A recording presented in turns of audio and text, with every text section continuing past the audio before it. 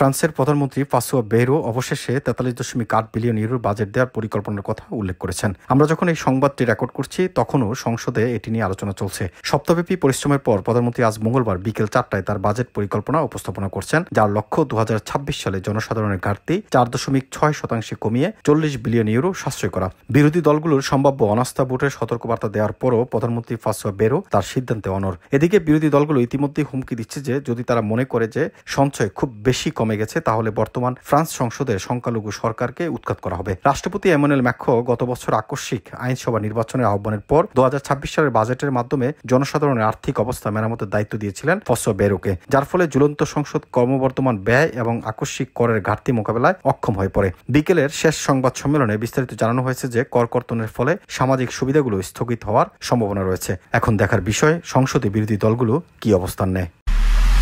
MIB সংবাদ ও সংবাদ সংশ্লিষ্ট অনুষ্ঠান দেখতে ভিজিট করুন www.mibtelevision.tv ও facebook.com/mibtelevision.tv এবং সাবস্ক্রাইব করুন youtube.com/mibtelevision এ।